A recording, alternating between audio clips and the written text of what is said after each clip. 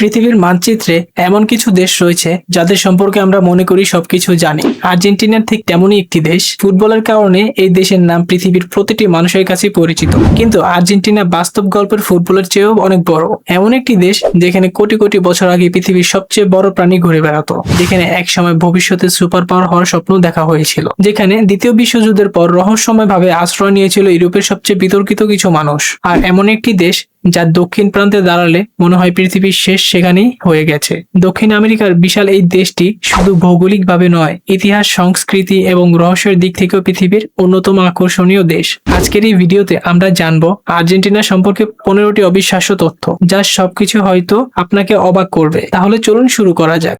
পৃথিবীর একেবারে দক্ষিণ দিকে তাকালে এমন একটি অঞ্চল দেখা যায় যেখানে মানুষের উপস্থিতি ধীরে ধীরে কমতে শুরু করে। রাস্তা শেষ হয়ে যায়, বড় শহরগুলো হারিয়ে যায়, আর সামনে দেখা যায় শুধু সমুদ্র আর বরফ। আর্জেন্টিনা এর টিয়েরা ডেল ফুয়েগো অঞ্চলে অবস্থিত উশিয়া শহরের অনেকেই পৃথিবীর শেষ শহর বলে, কারণ এরপরেই রয়েছে শুধু দক্ষিণ মহাসাগর আর তারপর অ্যান্টার্কটিকা। প্রথমবার সেখানে পৌঁছালে অদ্ভুত একটি অনুভূতি হয়, মনে হয় যেখানে পরিচিত পৃথিবী পেছনে ফেলে অজানার দিকে চলে এসেছে। কিন্তু উশিয়া এর ইতিহাস আরো বেশি আকর্ষণীয়। এক সময় আর্জেন্টিনা সরকার সেখানে একটি কারাগার তৈরি করেছিল, কারণ কর্মকর্তারা জানতেন এই অঞ্চল থেকে পালানো প্রায় অসম্ভব। চারদিকে তুষার, বরফ, শীতল পানি, কঠোর আবহাওয়া। যদি কেউ পালানোর চেষ্টা করত, প্রকৃতি তার সবচেয়ে বড় শত্রু হয়ে দাঁড়াতো। আজ সেই পুরনো কারাগার একটি জাদুঘরে পরিণত হয়েছে, আর প্রতি বছর হাজার হাজার পর্যটক সেখানে যায়। তবে শহরটি সবচেয়ে বড় পরিচিত হয় অ্যান্টার্কটিকা এর প্রবেশদ্বার হিসাবে। বর্তমানে পৃথিবীর বেশিরভাগ অ্যান্টার্কটিক এক্সপেডিশন এখান থেকেই শুরু হয়, অর্থাৎ পৃথিবীর শেষ শহরই রহস্যময় মহাদেশের প্রবেশের দরজা। এমন এক জলপ্রপাত যার সামনে নায়াগ্রাও ছোট মনে হতে পারে। যখন বিশ্বের বিখ্যাত জলপ্রপাতের কথা বলা হয়, তখনই বেশিরভাগ মানুষ নায়াগ্রা ফলসের নাম বলে। কিন্তু দক্ষিণ আমেরিকার গভীরে এমন এক জলপ্রপাত রয়েছে যার আকার, শক্তি এবং সৌন্দর্যের দিক থেকে অনেকের মতে নায়াগ্রাকেও ছাড়িয়ে যায়। এর নাম লিগুয়াজো ফলস। আর্জেন্টিনা এবং ব্রাজিলের সীমান্তে অবস্থিত এক বিশাল জলপ্রপাত। জলপ্রপাত ব্যবস্থায় প্রায় 775টি পৃথক জলধারা নিয়ে গঠিত। দূর থেকে দেখলে মনে হয় পুরো একটি নদী হঠাৎ করে পৃথিবীর কিনার থেকে নিচে পড়ে যাচ্ছে। কিন্তু আসল বিষয় অপেক্ষা করে এর সবচেয়ে বিখ্যাত অংশে, যার নাম ডেভিল থ্রট, বাংলায় যার অর্থ দাঁড়ায় শয়তানের গলা। নামটি কেন এমন? যখন লক্ষ লক্ষ লিটার পানি প্রচন্ড শক্তিতে নিচে আছড়ে পড়ে, তখন এমন এক গর্জন সৃষ্টি হয় যা কয়েক কিলোমিটার দূর থেকে শোনা যায়। চারপাশে সবসময় পানির কুয়াশা ভাসতে থাকে, সূর্যের আলো পড়লে সেখানে রংধনু দেখা যায়। আর সেই দৃশ্য এতটাই বাস্তব মনে হয় যে অনেক পর্যটক প্রথম দেখায় কিছুক্ষণ চুপ হয়ে যায়। এক সময় আর্জেন্টিনা ছিল ভবিষ্যতের সুপার পাওয়ার। আজ আর্জেন্টিনা এর অর্থনৈতিক সমস্যার কথা আমরা প্রায় শুনি, কিন্তু 100 বছরেরও কিছু বেশি সময় আগের পরিস্থিতি ছিল সম্পূর্ণ ভিন্ন। 20 শতকের শুরুতে আর্জেন্টিনা ছিল বিশ্বের অন্যতম ধনী দেশ, এতটাই ধনী যে ইউরোপের মানুষ এখানে নতুন জীবন শুরু করার স্বপ্ন দেখত। সেই সময় বুয়েনোস আইরেস শহরকে বলা হতো দক্ষিণ আমেরিকার প্যারিস। ইউরোপীয় স্থাপত্য নির্মিত ছিল বিশাল ভবন, চওড়া রাস্তা, ব্যস্ত বন্দর এবং দ্রুত বাড়তে থাকা অর্থনীতি। সবকিছু মিলিয়ে মনে হচ্ছিল আর্জেন্টিনা হয়তো একদিন বিশ্বের অন্যতম শক্তিশালী রাষ্ট্র হিসেবে পরিণত হবে। ইতালি, স্পেন, জার্মানি এবং অন্যান্য ইউরোপীয় দেশ থেকে লক্ষ লক্ষ মানুষ সেখানে চলে আসে। তারা বিশ্বাস করত আর্জেন্টিনাই ভবিষ্যৎ। কিন্তু ইতিহাসের পথ সবসময় সরল হয় না।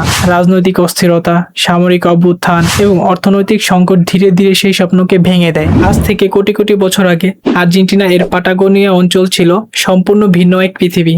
তখন সেখানে মানুষ ছিল না, কোনো শহর ছিল না, কোনো রাস্তা ছিল না, ছিল শুধু বিশাল বনভূমি আর দৈত্যকার প্রাণী। এই অঞ্চল থেকে আবিষ্কৃত হয়েছে পৃথিবীর ইতিহাসের সবচেয়ে বড় ডাইনোসরগুলোর কিছু। বিজ্ঞানীরা যখন প্রথম টাইটানোসর এর জীবাশ্ম খুঁজে পান, তখন তারা নিজেরা বিস্মিত হয়ে যান, কারণ প্রাণীটির আকার ছিল অবিশ্বাস্য। এর দৈর্ঘ্য 35 মিটারেরও বেশি হতে পারত, ওজন 70 টনেরও কাছাকাছি, একটি আধুনিক যাত্রীবাহী বাসের চেয়েও বড়, আর কয়েকটি আফ্রিকান হাতির সম্মিলিত ওজনের সমান।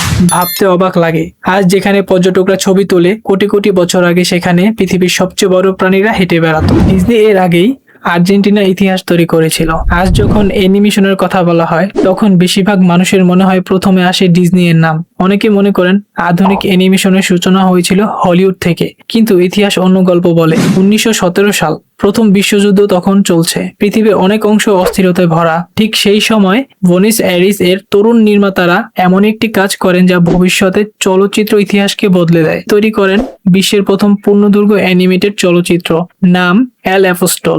ভাবো একবার, আজকের মতো কোনো কম্পিউটার ছিল না, কোনো আধুনিক সফটওয়্যার ছিল না। প্রতিটি দৃশ্য হাতে আঁকতে হতো, হাজার হাজার আলাদা ফ্রেম তৈরি করতে হতো। অবিশ্বাস্য ধৈর্য আর পরিশ্রমের মাধ্যমে তৈরি হয়েছিল সেই সিনেমা।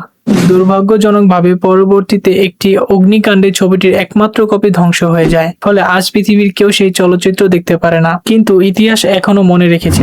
ডিজনি বিশ্বজয় শুরু করার বহু বছর আগেই আর্জেন্টিনা অ্যানিমেশনের ইতিহাসে নিজের নাম লিখে ফেলেছিল।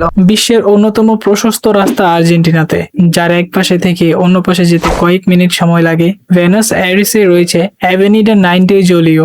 অনেকে এটিকে বিশ্বের সবচেয়ে প্রশস্ত সড়ক বলে থাকেন। প্রথমবার সেখানে গেলে মনে হয় যেন একটি রাস্তা নয়, বরং কয়েকটি রাস্তা পাশাপাশি চলে গেছে। এত বেশি লেন রয়েছে যে অনেক পর্যটক মাঝখানে দাঁড়িয়ে ছবি তুলতে গিয়ে বিভ্রান্ত হয়ে যায়। কিন্তু এই রাস্তা শুধু বড় নয়, এটি আর্জেন্টিনা এর আত্মবিশ্বাসের প্রতীক। 20 শতকের শুরুতে দেশটি যখন দ্রুত উন্নতির পথে চলে, তখন এমন এক বিশাল অবকাঠামো নির্মাণ করা হয়েছিল। আজও বুয়েনোস আইরেসে হৃদয় হিসাবে পরিচিতি এই সড়ক। আর রাতের বেলায় এর আলো দেখলে মনে হয় যেন পুরো শহর জীবন্ত হয়ে উঠেছে। ট্যাঙ্গো নাচের পিছনে বাস্তব গল্প।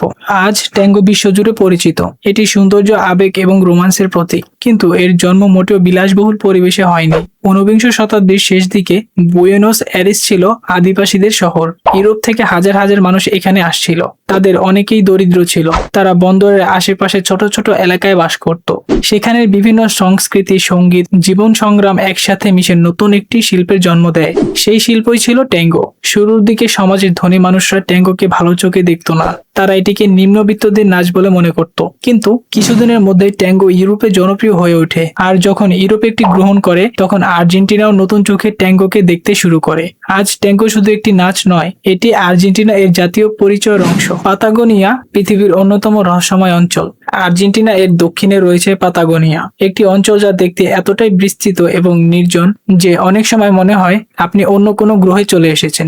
এখানে রয়েছে বিশাল সমতল ভূমি, বরফে ঢাকা পাহাড়, হিমবাহ আর শত শত কিলোমিটার জুড়ে জনমানবহীন এলাকা। পাতাগোনিয়া সম্পর্কে বহু কিংবদন্তি প্রচলিত আছে। কিছু প্রাচীন ইউরোপীয় অভিযাত্রী দাবি করেছিলেন যে তারা এখানে অস্বাভাবিক লম্বা মানুষের দেখা পেয়েছেন। যদি আধুনিক গবেষণা সেই দাবির প্রমাণ পাওয়া যায়নি, তবুও পাতাগোনিয়া আজও রহস্য ঘেরা। কারণ এখানকার প্রকৃতি এতটাই বিশাল এবং বিচ্ছিন্ন যে এখনো অনেক অঞ্চল খুব কমই মানুষই দেখতে পেয়েছে। অনেক চলচ্চিত্র নির্মাতা এই অঞ্চলকে পৃথিবীর শেষ সীমান্ত বলে বর্ণনা করেন, কারণ এখানে দাঁড়ালে সভ্যতা যেন অনেক দূরে রয়ে যায়। অ্যান্টার্কটিকা এর একটি অংশের দাবি করে আর্জেন্টিনা। যখন আমরা অ্যান্টার্কটিকার কথা ভাবি, তখন সাধারণত বরফ, পেঙ্গুইন বা গবেষণা কেন্দ্রের কথা মনে আসে। কিন্তু খুব কম মানুষ জানে যে আর্জেন্টিনা এর একটি বিশেষ অংশে নিজেদের ভূখণ্ড হিসেবে দাবি করে। এই দাবি শুধু আর্জেন্টিনা নয়, চিলি এবং ইউনাইটেড কিংডম এই একই অঞ্চলের উপর দাবি জানিয়েছে। ফলে বিষয়টি আন্তর্জাতিকভাবে বেশ জটিল। তবে বর্তমানে অ্যান্টার্কটিকা বিশেষ আন্তর্জাতিক চুক্তির আওতায় পরিচালিত হয়, যেখানে সামরিক কার্যক্রম সীমিত এবং বৈজ্ঞানিক গবেষণা গুরুত্ব দেওয়া হয়। অ্যান্টার্কটিকা যেখানে একাধিক গবেষণা কেন্দ্র পরিচালনা করে, বছরের পর বছর বিজ্ঞানীরা সেখানে কাজ করছেন। আবহাওয়া, জলবায়ু, মহাসাগর এবং পৃথিবীর ভবিষ্যৎ সম্পর্কে গুরুত্বপূর্ণ তথ্য সংগ্রহ করেছেন। মজার বিষয় হলো, বুয়েনোস আইরেস থেকে অ্যান্টার্কটিকা এর দূরত্ব অনেক ইউরোপীয় রাজধানী থেকে কম। ফলে আর্জেন্টিনা নিজেকে অ্যান্টার্কটিকা এর সবচেয়ে কাছে গুরুত্বপূর্ণ দেশগুলোর একটি হিসাবে দেখে। দ্বিতীয় বিশ্বযুদ্ধের পর কেন এত নাৎসি আর্জেন্টিনাতে পালিয়ে এসেছিল? 1945 সাল, দ্বিতীয় বিশ্বযুদ্ধ শেষ। বার্লিন ধ্বংসস্তূপে পরিণত হয়েছে। নাৎসি জার্মানি পতন ঘটেছে। আর ইউরোপ জুড়ে শুরু হয় যুদ্ধ অপরাধীদের খোঁজ। কিন্তু তখনই একটি রহস্যময় ঘটনা ইতিহাসবিদদের দৃষ্টি আকর্ষণ করে। যুদ্ধ শেষ হওয়ার পর বহু নাৎসি কর্মকর্তারা ইউরোপ থেকে অদৃশ্য হয়ে যায়। তাদের মধ্যে কিছু মানুষ পরে আর্জেন্টিনাতে খুঁজে পাওয়া যায়। সবচেয়ে বিখ্যাত উদাহরণগুলোর একটি হলো অ্যাডলফ আইচম্যান, হলোকস্ট এর অন্যতম পরিকল্পনাকারী হিসেবে পরিচিত। এই ব্যক্তি যুদ্ধের পর ভুয়া পরিচয়ে আর্জেন্টিনাতে বসবাস করছিলেন। বছরের পর বছর তিনি সাধারণ মানুষের মতো জীবনযাপন করেন। কিন্তু 1960 সালে মোসাদ একটি গোপন অভিযানে তাকে ধরে নিয়ে যাওয়া হয়। এই ঘটনা পুরো পৃথিবীকে অবাক করে দেয়। কিন্তু প্রশ্ন হলো, কেন আর্জেন্টিনা? ইতিহাসবিদদের মতে সেই সময় দেশটির অভিবাসন ব্যবস্থা তুলনামূলক সহজ ছিল। এছাড়া কিছু রাজনৈতিক কারণও ছিল। ফলে বহু ইউরোপীয় পলাতক এখানে আশ্রয় নিতে সক্ষম হয়। আজও এই অধ্যায় আর্জেন্টিনা এর ইতিহাসের সবচেয়ে বিতর্কিত বিষয়গুলোর একটি। হিটলার কি সত্যি আর্জেন্টিনাতে পালিয়ে এসেছিল? এটি আর্জেন্টিনাকে ঘিরে সবচেয়ে জনপ্রিয় ষড়যন্ত্র তত্ত্বগুলোর একটি। প্রশ্নটি সহজ, যদি এত নাৎসি কর্মকর্তারা আর্জেন্টিনাতে এসে থাকে, তাহলে কি অ্যাডলফ হিটলার নিজেও এখানে এসেছিলেন? দশকের পর দশক ধরে এই প্রশ্ন নিয়ে অসংখ্য বই লেখা হয়েছে, ডকুমেন্টারি তৈরি হয়েছে, ষড়যন্ত্র তত্ত্ব ছড়িয়েছে। কিন্তু মানুষ দাবি করছে হিটলার নাকি যুদ্ধের শেষ দিকে গোপনে সাবমেরিন করে দক্ষিণ আমেরিকা পালিয়ে যান। কেউ বলেছেন পাতাগোনিয়া এর গোপন এলাকায় তিনি বসবাস করতেন। আবার কেউ বলেছেন তিনি ছদ্মনামে দীর্ঘদিন বেঁচে ছিলেন। কিন্তু অধিকাংশ পেশাদারদের, ইতিহাসবিদ এবং গবেষক মনে করেন এই দাবির পক্ষে কোনো শক্তিশালী প্রমাণ নেই। তাদের মতে হিটলার 1945 সালে বার্লিনে মারা যান। তবু রহস্যটি পুরোপুরি হারিয়ে যায়নি, কারণ যতদিন মানুষ রহস্যকে ভালোবাসবে ততদিন আর্জেন্টিনা এর পাহাড় ঘিরে এই গল্প বেঁচে থাকবে। বিশ্বের সবচেয়ে সুন্দর হিমবাহগুলোর একটি এখানে রয়েছে। যখন আমরা হিমবাহের কথা ভাবি, অনেকে গ্রিনল্যান্ড বা অ্যান্টার্কটিকার কথা কল্পনা করি, কিন্তু আর্জেন্টিনাতে রয়েছে পৃথিবীর অন্যতম বিস্ময়কর হিমবাহ। এর নাম পেরিটো মনেরিও গ্লেসিয়ার। প্রথমবার এটি দেখলে মনে হয় যেন বরফের তৈরি একটি বিশাল শহরে দাঁড়িয়ে আছে। কয়েকতলা ভবনের সমান উঁচু বরফের দেওয়াল, চারপাশে নীল-লাভ আলো আর অবিরাম ভেঙে পড়া বরফের শব্দ। সবচেয়ে অবাক করা বিষয় হলো পৃথিবীর অনেক হিমবাহ দ্রুত গলে যাচ্ছে, কিন্তু পেরিটো মনেরিওর এর তুলনামূলকভাবে স্থিতিশীল। এ কারণে বিজ্ঞানীরাও এটি নিয়ে বিশেষ আগ্রহ দেখান। যখন বিশাল কোনো বরফগুলো ভেঙে পানিতে পড়ে, তখন যে শব্দ তৈরি হয় তা ছোটখাটো বিস্ময়কর মতো শোনা যায়। অনেক পর্যটক সেই দৃশ্য দেখার জন্য ঘন্টার পর ঘন্টা অপেক্ষা করেন। আর্জেন্টিনা এর ডার্টি ওয়ার, ইতিহাসের সবচেয়ে অন্ধকার অধ্যায়। প্রতিটি দেশের ইতিহাসে এমন কিছু অধ্যায় থাকে যা মানুষ ভুলে যেতে চায়। আর্জেন্টিনা এর জন্য তেমনই একটি অধ্যায় হলো ডার্টি ওয়ার। 1970 দশকের দিকে দেশটিতে রাজনৈতিক অস্থিরতা চরমে পৌঁছে যায়। সামরিক সরকার ক্ষমতা গ্রহণ করেন। এরপর থেকে শুরু হয় এক ভয়ঙ্কর সময়। হাজার হাজার মানুষ হঠাৎ করে নিখোঁজ হয়ে যেতে থাকে। কেউ বাড়ি থেকে বেরিয়ে আর ফিরে আসেনি, কেউ রাতের অন্ধকারে তুলে নিয়ে যাওয়া হয়েছে তাকে।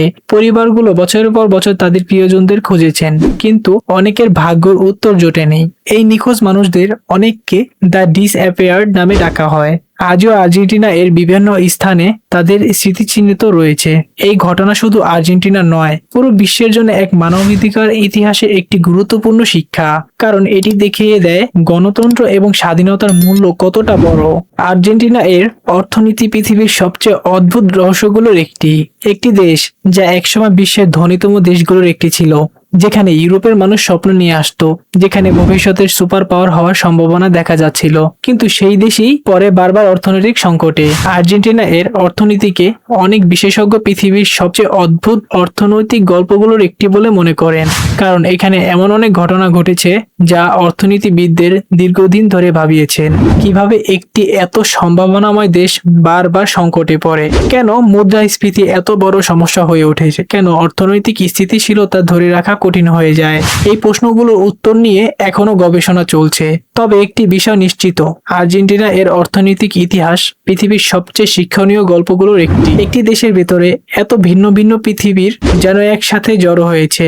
হয়তো এই কারণে আর্জেন্টিনা শুধু একটি দেশ নয়, এটি একটি অভিজ্ঞতা, একটি গল্প, যেখানে ফুটবল আছে, ইতিহাস আছে, রহস্য আছে, প্রকৃতির বিস্ময় আছে, আর আছে এমন অসংখ্য অজানা তথ্য যা এখনো পৃথিবীর অধিকাংশ মানুষই জানে না। পৃথিবীর শেষ প্রান্তের শহর থেকে শুরু করে রহস্যময় পাতাগোনিয়া, বিশাল হিমবাহ থেকে শুরু করে নাৎসি পলাতক বিতর্কের ইতিহাস, আর্জেন্টিনা এমন একটি দেশ যা যত বেশি জানা যায় তত বেশি রহস্য হয়ে ওঠে। আজকের এই ভিডিওতে 15টি তথ্যর মধ্যে কোনটি তোমার কাছে সবচেয়ে অবাক লেগেছে সেটা অবশ্যই কমেন্টে জানাও। আর এমন আরো রিয়েল রহস্য, ঐতিহাসিক অজানা গল্প আর ভয়ঙ্কর সত্য ঘটনা জানতে চ্যানেলটি সাবস্ক্রাইব করে পাশে থাকো। তো আজকের জন্য এতটুকুই ছিল।